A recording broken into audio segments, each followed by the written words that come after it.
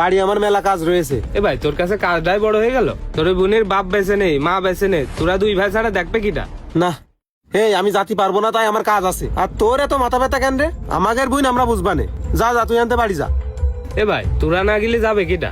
তোদের ওই বোনটা এত কষ্ট সহ্য না করতে পারে মরে যাবে না। তোর এত যদি মায়া লাগে, আমার ছোট ভাই আছে, ছোট ভাইয়ের কই যা।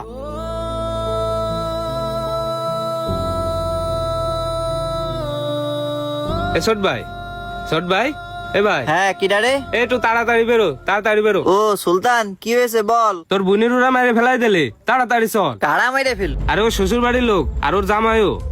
ও আরে, ও সংসারে টুকিটাকি ঝামেলা হয়, ও মিটে যাবে না আবার। এ ভাই শুধু আজকে না তো, ওরা পিরাই পিরাই ধরে মারে। আর আজকে ওই গ্রামের লোকজনেরা করছে যে ওই মেয়েটার কি বাপ মা ভাই বোন নেই, আইসে একটু দেখে যেতে পারে না। ওই গ্রামের লোক একটু আর দৈরাম কয়। এই তুই এসব বাদ দে, ঠিক হয়ে যাবে না, যা। এ ভাই ও ঠিক হবেন না।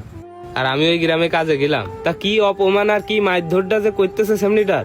যা করে করুক দিন, তোর মতন আরো 2-3 জন এসে কয়েছে। এইসব ঝামেলা আর ভালো লাগতেছ না। এমনি আমার মেলা কাজ, দোকানপাট খুলতে হবে। এ ভাই এরম করিস নে ভাই। না ভাল লাগে, তুই বড় ভাইয়ের কাজ যা দিনি। এ ভাই একবার গেলাম। তুই আবার যা, আমার সময় নেই। বাল বাল করতেই থাকে এসে একজন।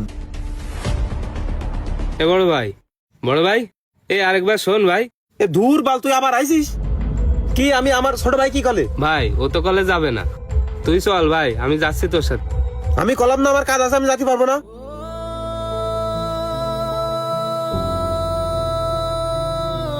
ভাই তোরও বোন ওরও বোন, আমার কেউ না, শুধু আমি এই গ্রামের একটা মানুষ। খারাপ লেগেছে তাই তোকের ক্ষতি আইলাম।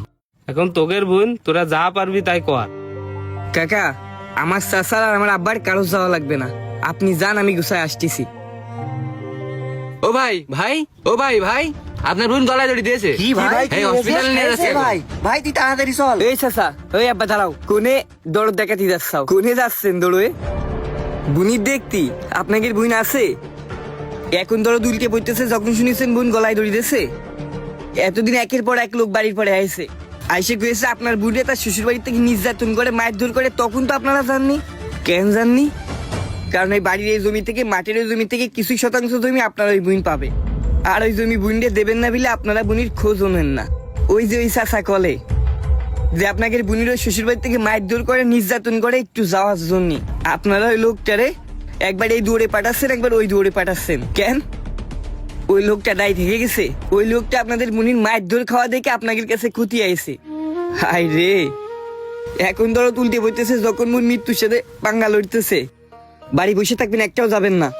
আপনাদের মতো নির্লজ্জ ভাই, আপনাদের মতো স্বার্থপর ভাই এখন আর আপনাদের মতো ভাই দরকার নেই। কারণ সে তো মৃত্যুর সাথে লড়াই করতেছে, এখন আর কারোর প্রয়োজন নেই তার। সে কোন রকম মরতে পারলি বাসে। কারণ দুনিয়াতে বাইসে থাকা অবস্থায় যেই ভাইরা বাপ নেই বলে খোঁজ নিয়ে বন্ধ করে দিয়েছে, সেই ভাই বা সেই আত্মীয় স্বজনের তার দরকার নেই। আবার ওই চাচা করছিল কি, ওই এলাকার লোক করছে যে এই মেয়েটা যে প্রতিদিন মারধর করে, তাই মেয়েটার কি পরিবারের কেউ নেই?